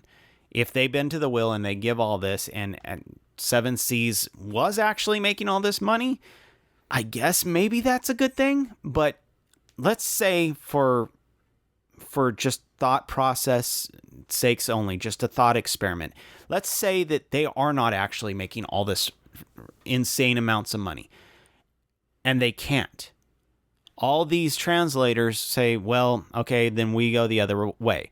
Even if new translators get hired in, they have to go through training, blah, blah, blah, blah, blah, blah, blah. There's going to be a loss of money. No matter how you look at it. Seven Seas will, if they are not making all the money that they're implying, they can go under. Just like we said earlier, this is not, to me, you'll probably see an increase in cost in the books, and they won't sell, and then they'll go under. Exactly. There's I hate to say this, there's no good end to that comes out of this. There's none whatsoever. That's always been the difficult thing to talk about things like this, is because it's just like animators in Japan. Yeah, I would love for all of them to get paid six figures a year. Yeah. I want every translator to get six figures a year. I want the guys that are printing the books, on the assembly line, every one of them to get six figures a year. But guess what that means? I want all the voice actors to get paid six figures a year. But guess what But the thing is that as much as people hope that means that it's just that the company makes less money and everything comes out even, it's not. The reality is that your book, your volume 6 of the next light novel that you're buying, is $50. Yeah, I mean, and they're already more than that, but god awful expensive as it is. That's the thing, and that's the weird thing in their demands, is they're saying that they want industry standard pay, and it's like, but they're not industry standard books. You're not looking at a book of, I don't know, Game of Thrones. That, I mean, we're not talking about books that cost. We're talking about $10 light novels, exactly, and $10 mangas. They're not industry standard sold items, and they're not industry standard sold amounts. And to top off on what you're saying, the also take into consideration that you're buying multiple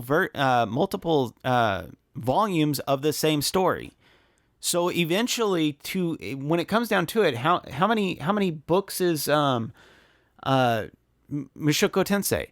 How many volumes is that? 12? They've released, I think, 16 here recently, and it's going to go up to 23, I think. Okay, and if each one of those, that's 160 if you buy the entire thing right now.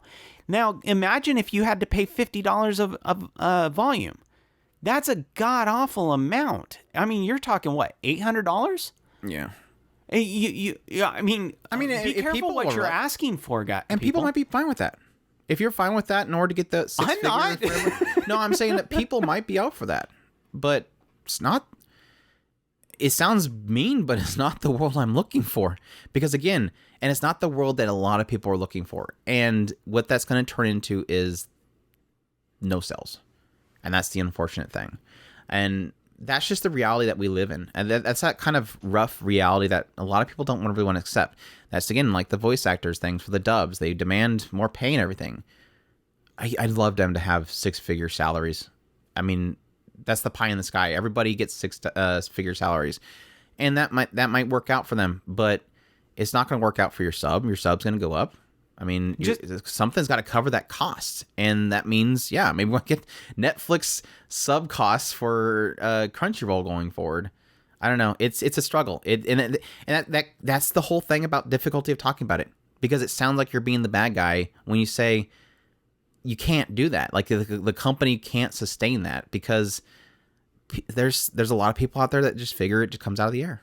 And just remember, this is what the narrative thing. When I got off on my random, I hate that we get stuck in this narrative thing. This is what people are asking you to support. What you are supporting is effectively you're backing these translators, which that's fine. I understand why you want to back these translators, because you believe that they should be valued more. I understand that.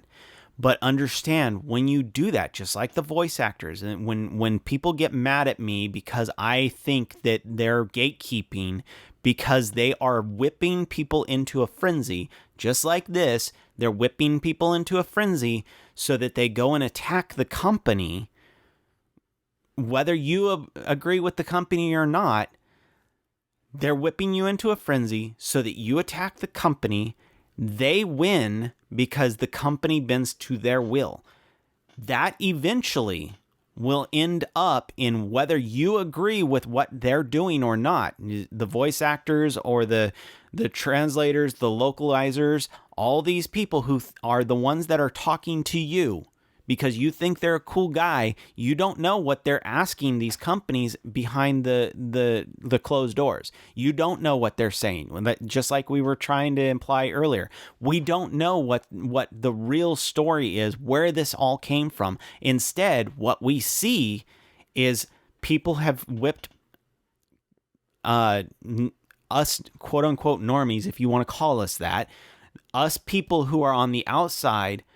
They're whipping us into a frenzy where one person is saying, I don't know, this doesn't seem right.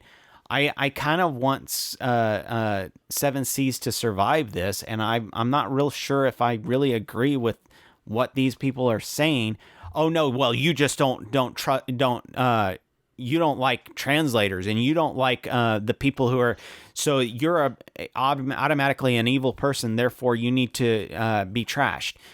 No, not necessarily. I think that these people should be supported, but at the same time, I also know from a business standpoint that this is kind of a bad idea. Unions generally over ask, like Andrew said. That's what it comes down to. That's why I was a little bit leery when I heard about the whole idea with the voice actors wanting to start a union. Why are we starting a union for the voice actors? That's a bad idea. Not necessarily that they don't need a collective bargaining standard. I think collective bargaining is good, but nobody heard any of that because I said I'm not really big on unions. Why? Because unions tend to destroy businesses. Unless there's something like Netflix or something where they're just so freaking massive, it doesn't matter. And even then, I could make the argument that it's still dangerous for the business that big. But when it comes down to it, it's a dangerous situation. Yes, unions have done wonderful things throughout history. I'm sure that somebody's going to bring up the miners or something like that. Yes, unions have done good things through collective bargaining, i.e., I think collective bargaining is a good thing. Unions as a whole are not necessarily a good thing. It's that aspect. It's like, and again, give me the evidence one way or another, and I'll support one side or the other. For now, my hope is that what they're asking for is what they technically need to do their job and be comfortable. The moment that it overstretches it is where I can you lose me, and that's really the end statement there. So, all right, well, that was fun. eat up all of our time to talk to our community. So, with that said, let us jump into our community. Again, you can go to otakuspirit.com. There's a contact us button there where you can submit your questions to us, or you can go to there's a link there at otakuspirit.com to join our Discord, talk to some great people in the anime community that loves anime. Just want to talk about it. But yes, Otaku Trucker sent in a question. Says, hello, guys. We just talked about Otaku Trucker. Happy to get an answer to my last questions I sent you in the mail episode. I had figured it wouldn't have been a broadcast due to the thousands of emails you guys must get. It really made my day, so thanks for that. I appreciate the question. New question for you. Rate my top 5 anime of all time. Top 5 most insufferable characters. So I'm guessing the insufferable character is the second part. So my top 5 of all time. 5, he has my first girlfriend is a gal? My girlfriend is a gal, I'm guessing. Unless that's some kind of doujinshi or something I'm not aware of. But my girlfriend is a gal is your number 5. I seem to remember liking that one. It was a little bit iffy on the... I dropped off it because it was one of those ones where we only got the censored version. The censored version was terrible. So I'm guessing maybe the uncensored version's better. Yes, the not version that came from Funimation because they decided to move My Girlfriend is a Gal to Crunchyroll with the censored version. Thank you. Yeah, it was one of those ones that had like those stupid big huge emblems over the naughty stuff. Ugh, it was bad. I liked it. So yeah, you're good so far. It's a fun concept though. Very very fun concept. 4, A Tale of Memories. Oh man, that's one I haven't. Yeah, that's my list of shame because it's got my favorite voice actor, one of my favorite voice actresses. I've had it for a while. I just haven't gotten around to it. It's one of those ones I buy the Blu-ray thinking it'll force me to watch it, but I've heard a lot of good things about it, so I'm certain that's a good one there. Escaflowne movie and series. That's a classic. That goes way up there in the 8s and 9s. There's parts of it that doesn't really hold up. Because we just recently got that Blu-ray release of it, and me and Chris watched it, but there's parts of it that the pacing and stuff doesn't hold up, but it's a classic. Like a lot of things that we get for isekai and stuff like that, and shoujo, action-y type shows, it has all that stuff in it. It's absolutely gorgeous. It's one of the last anime that we got when Japan was pumping way too much money into animation and budgeting, so it's visually insanely good. So that's definitely up there. No comment from Chris. Yeah, I'm sorry. I was trying to think of Tenchi. I don't think you already jumped on it too. Spoiler. Yeah, I absolutely loved Escaflowne. It was goofy, fun hijinks. Hijinks. What? Way back in the what? What is Escaflowne's goofy hijinks?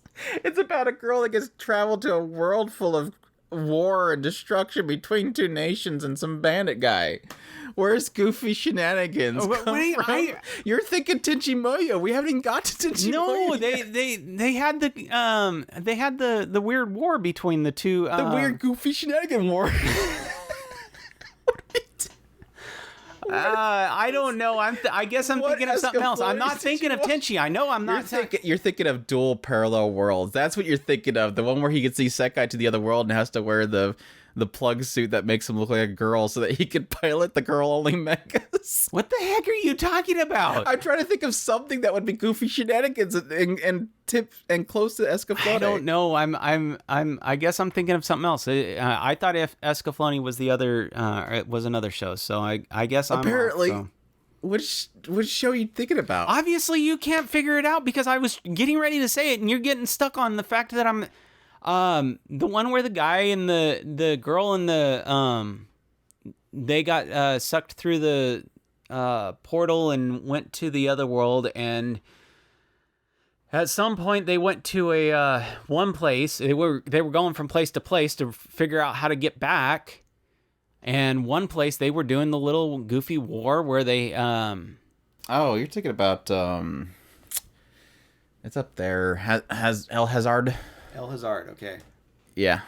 Anyways, Tenchi Moyo, War of Geminar. I've never watched that one. That was beyond my Tenchi Moyo fandom, and I think I looked at it and I was like, this isn't my Tenchi Moyo. Where's Ryoko and stuff? That guy looks like Tenchi, but Eventually, I'll watch it. I've started it a couple of times. It's one of those that are in this kind of weird black hole of time frame in which we weren't heavily following anime. So I never actually got into it, and going back to it has never been a good time, really what it comes down to. But I love Tenchi so much, I've always wanted to go back to it. Close to that's your top 2 though. And number 1, Overlord. That one's an easy one. I'm mixed on the direction that it's going with the end of the last season, but excited to see where it's going to go with the next season coming up. But yeah, that's one that's always been really fascinating to me because it had that whole concept. I think the big thing that, yeah, great characters, especially like all of his minions, and it's got a very nice dark twinge to it. But I think I've always liked that aspect of the becoming your character, becoming your avatar, like him losing his own senses of humanity as he's, living in this other world. So really cool though. I'm definitely looking forward to it. Besides the goblin armies, CGI, woof. Mm-hmm. So yeah, generally, yeah, I don't blame you for having that at top of the list. It's a really good show. Most insufferable characters. This is gonna cause some controversy in the comments and stuff. Number 5, Aqua of Konosuba. Come on, just think. Purify. Yeah, that was like the selling point for me. Yeah, she's technically, to give you credit, yes, she is obnoxious. She is super obnoxious. Loud, and she always has to be super loud. She definitely does play the part of being the dysfunctional, useless goddess, which I do really like. This idea of being trapped with this lady that was so uppity before, and now she's just being an idiot. But that's kind of why I love her. I get why you feel that she's insufferable, but she technically worked for me, so I did enjoy her. There was times where I was like, okay, enough Aqua. Let's go back to all the other good characters like Mega Man and stuff. But I follow you there. Prince Barburo of Gate. I'm guessing that was the guy that was the prince of the king that captured the Japanese girl and stuff and did horrible things to his subordinate who protected him still, and I hated that. Yeah, he's garbage. Like, there's nothing redeemable about him. There's just every scene that he's in, he's trash. So, yeah, 100% agreed on that one. I hate that he's got that girl under his finger. I'm generally thinking that I know which one you're talking about, and I agree. I didn't like him at all. I love seeing. There was a scene that I liked about him. It was a scene when he got the crap beat out of him in the middle of the throne room. That's the character I was thinking of. I'm guessing. I mean, unless there's another prince that I'm not aware of, I'm pretty sure that's him. But yeah, I was just walking into the throne room carrying a Japanese civilian is like, yeah, did you really think that was going to go well? And again, that was the reason why I liked that scene so much, was it was like everybody watching that scene had the same thought: beat the crap out of this dude. And they do. And it's like, yay, thanks for a show that actually, why is this not finding this? Probably because Gate's so stupidly generic as a name, and I don't have the entire name. The Japanese Self-Defense Force goes into another world to save people. Well, at least it shows like the other girl like way up on the list, so that was easy. But I don't see him in the list. I'm not finding this dude at all. Why don't you just put in search in the? He is. No, that's not Barbados. That's Caesar Zorzal is the guy that we're talking about. Who the hell is Prince Barbaro? We've been ranting on about somebody that's not even who you're talking about. I don't even see Barbaro when I search that. Who are you talking about, Otaku Trucker? Barbaro. There's no characters by name Barbaro. Did it translate it differently somewhere else, maybe? Maybe that's what it is. I don't know. I'm going to assume that you're probably talking about him, though. I don't know of a Barbaro. Somebody can correct us. So, Gate, Jump, Self-Defense Force, Barbaro. That's not Prince. That's Boro. I guess that could be, but maybe he's not a character that anyways, moving on. I'm going to assume that's the guy that we're talking about, that Caesar guy. But number 3, he's got Riser Phoenix of High School DxD. Was that the creepy dude that ran off with everybody on the bus? No, that's High School DxD. I'm thinking of High School of the Dead. Riser Phoenix DxD. I don't even remember him. Maybe I blocked him from my mind. Do you remember Riser Phoenix? Mm-mm. Was he the one that they did the battle with? Probably at the end of the... Yeah, he was going to force the marriage with that battle that they did. Yeah, probably. Yeah, I can see that. Not my favorite character at all. He wasn't that bad. He wasn't that bad. not compared to the next one. Let's see. Yuno of Oh no, Diary. Yuno didn't bother me. It was I take that back. Yuno didn't bother me. It was her partner. I can't stand that guy. He bugged the crap out of me. But I put up with the show just for him, or just for her.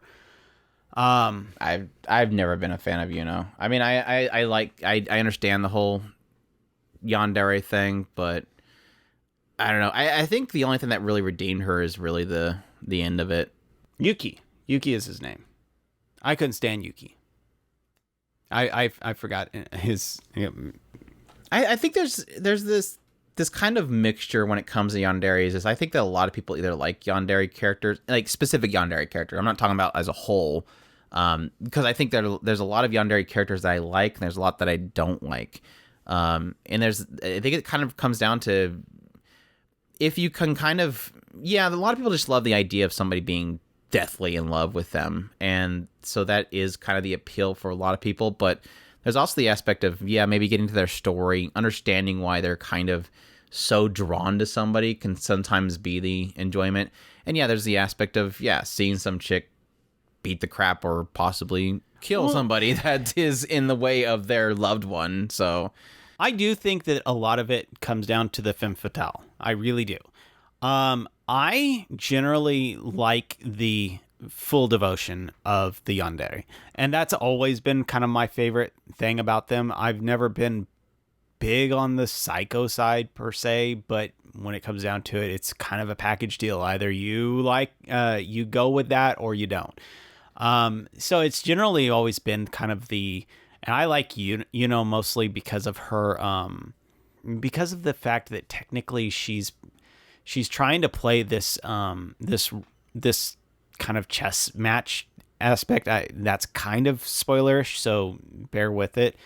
But when it comes down to it, it is a very she does have these really fantastic scenes that I really love. Yeah.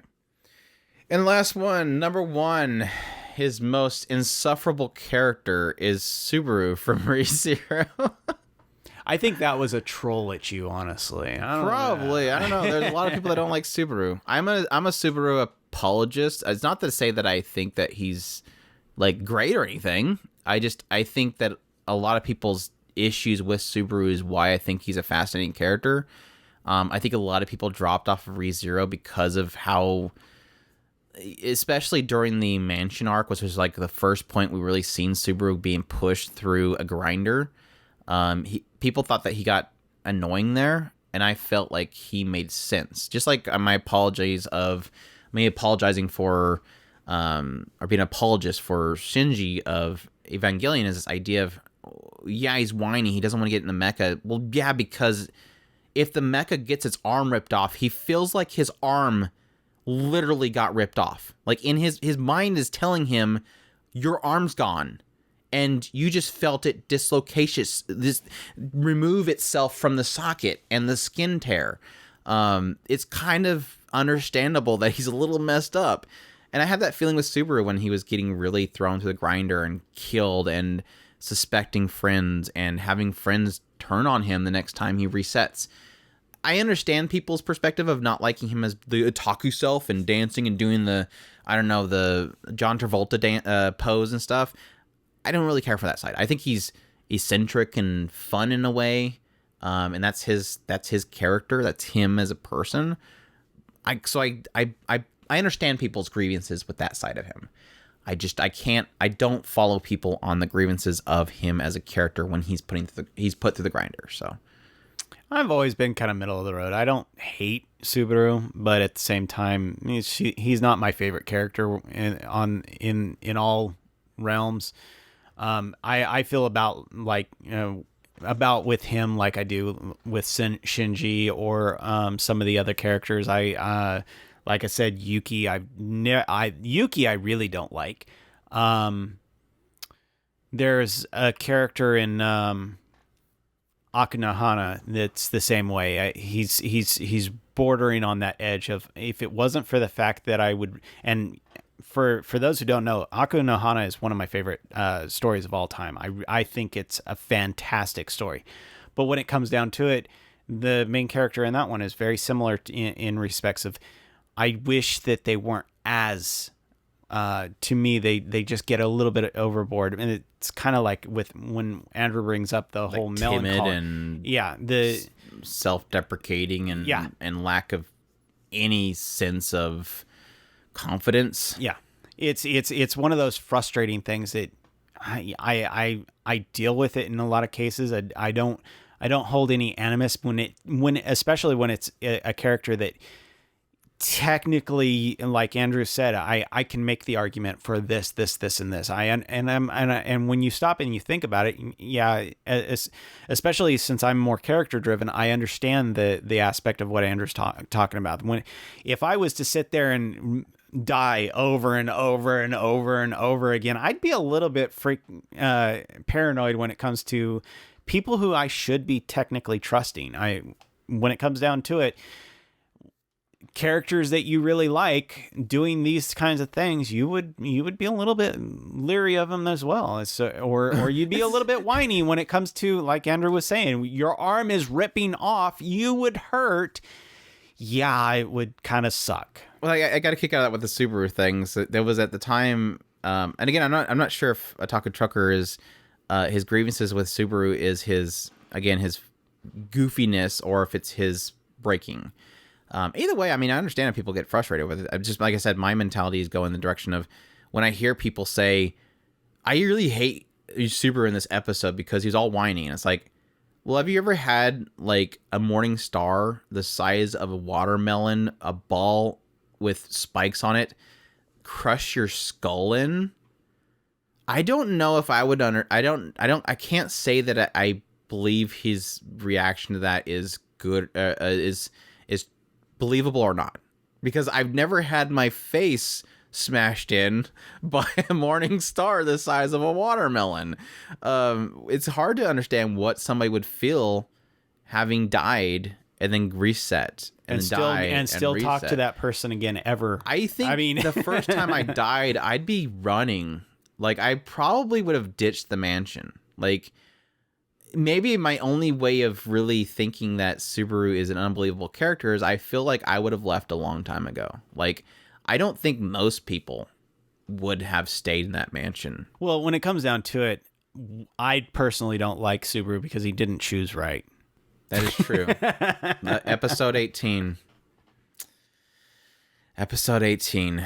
Yeah, that was funny because I was defending Subaru, and then 18 happened, and I'm like, yeah, Subaru's a bad character. His writing doesn't make any sense. Anyways, that's all the time we have for now. I think we spoke way too long on unions. That's fine. Hopefully people enjoy the conversation. But as always, we definitely appreciate you guys' support. And if you guys do want to support us, again, otakuspirit.com, that's where you can find all of our links to everywhere. You can find our Twitch channel there. Support us at twitch.tv/otakuspirited, ED at the end there. If you have a Amazon Prime account and you don't Twitch Prime anybody, just go over there and drop it on us. We definitely appreciate it. Additionally, you can, subscribe to our channel. We just hit 6,000 subs. So I'm definitely appreciative of you guys supporting us and sharing out our YouTube channel as well and viewing our videos there. Again, if you're a fan of Mushoku Tensei, just finished up Volume 1, putting up the last part of that up onto the channel. So that's been a lot of fun. Additionally, we have a tips link on otakuspirit.com. We have other ways you guys can support us, including Patreon, We definitely appreciate all of our Patreon supporters. We've got some new ones, and we definitely appreciate. Thank you all for listening. Hope you all enjoyed, and you all take care. Os.